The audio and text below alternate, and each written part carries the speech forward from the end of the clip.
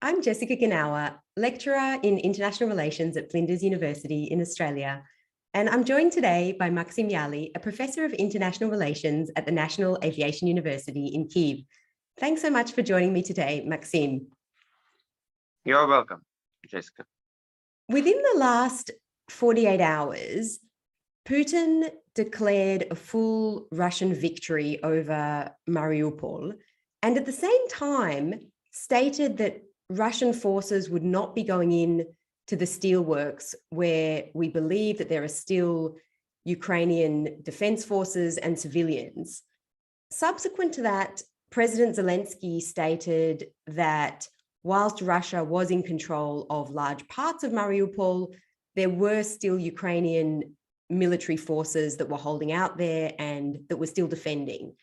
So can you shed some light on these somewhat contradictory reports and help us to understand what is happening at the moment in Mariupol? Well, we already got used to that contradictional reports. As you know, Kadyrov, the head of Chechnya, whose soldiers are already also in Mariupol fighting, he declared during last month at least 10 times that they are about to capture Mariupol completely in a day, tomorrow, in the evening, etc.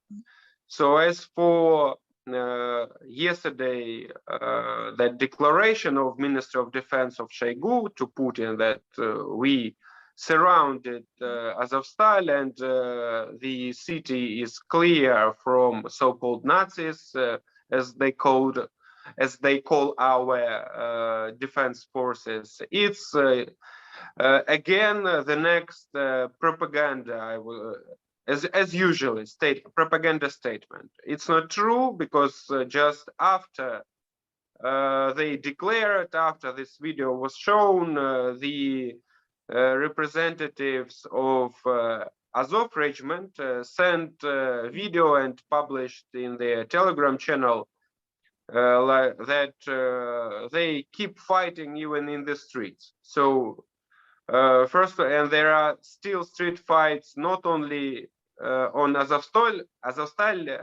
steel plant and nearby, but also near the port. Still, some Marines keep fighting there, and the fights keep going on. So what it means? This statement?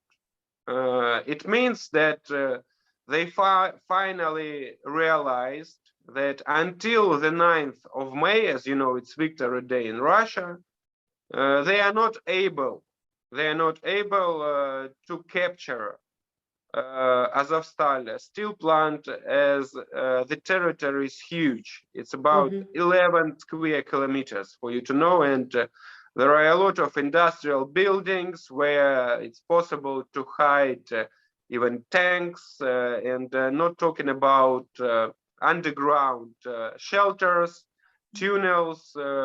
Just it's like, for example, seven stages building can downstairs. Some of them. So, yeah, as I mentioned, it was built in 1930s, while Soviet Union was preparing already for the Second World War, and there are a lot of such shelters, and they understood, taking into account how strong our defenders are, and that there are still a lot of such buildings, and the main reason they realized that it will cost them thousands of troops which will be killed and which are already killed in Mariupol. And so therefore they decided to change the tactics to surround it, as Putin declared, but actually it's impossible. And as I mentioned, Azov regiment showed video where of street fights just about a kilometer from Azovstal. So they can and they do still go out from the territory for fights, like in small groups, Yesterday, they eliminated few tanks in the street fights outside Azokstan. So that's the decision, because they understand, I would say, the main reason is that they are lack of living forces. Today I was listening analysts. So as you know, the key goal declared by Putin, by Shoigu recently, about a few weeks ago, when they realized that they have already failed to occupy all Ukraine and it's impossible. So the minimum goal is to occupy completely Donetsk and Lugansk regions. So, and as you know, the battle for Donbass has started this week.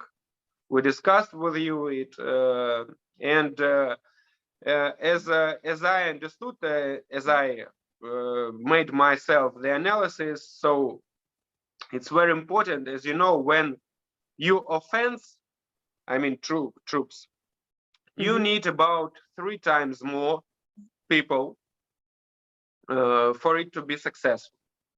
So official statistics by independent military experts is that there are about 45,000 of Ukrainian armed forces representatives in Donbass, in that area in general, in Donetsk and Lugansk region, which are still under Ukrainian control, and about 50,000 people of Russian troops. Plus, approximately, they have reserves. They mobilized everybody they could, including 17-year-old boys. There are a lot of such videos when they were captured or they surrendered at once.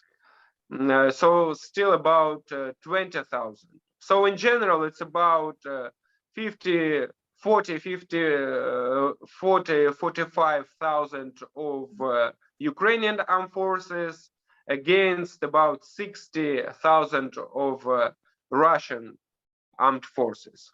So still it's obvious that it's not enough to defeat on the battlefield Ukrainian armed forces grouping there in Donbass, not even until the 9th of May, but even for months, taking into account that Ukrainian armed forces were preparing their positions for 8 last years there. So even Russian propagandists admit that though the offensive is keep going on, the results are very, I would say, small ones.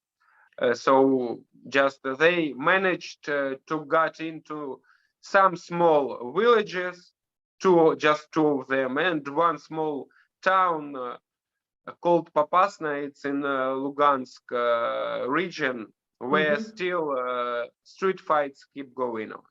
So this declaration, to sum up, about Mariupol conquering, it's just for Putin's supporters inside Ukraine, who is inside Russia, excuse me, who just watch TV, who believe everything what is told there, and who have no ability to check up information in the internet, because elderly people, you should know, do not use internet. They can't do it, actually. Even they can't Google anything, not talking about to find some Ukrainian resources which are blocked firstly in Russia for many years, and or even those to install VPN. It's a special program, you know, for the cell phones,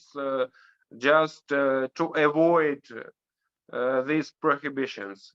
So they believe in all that lies which are told. They can't even analyze to check the statements of Putin and Shoigu and other experts, which were made at the beginning of the war, then in a month, 2 weeks ago, etc., etc. It's like, you know, we have such a phrase, the memory of fish guppy. It's a small fish aquarium, very small one.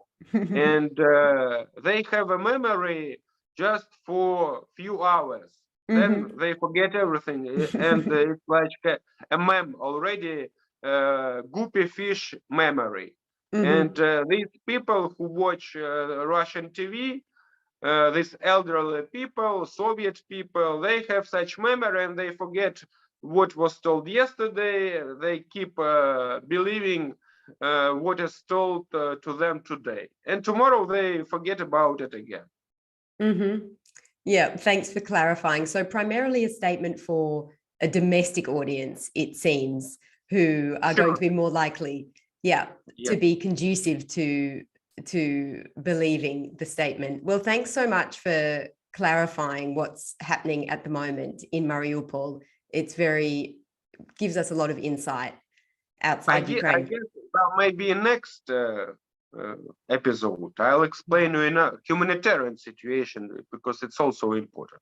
Yeah, that would be great. I look forward to that. Thanks so much, Maxim.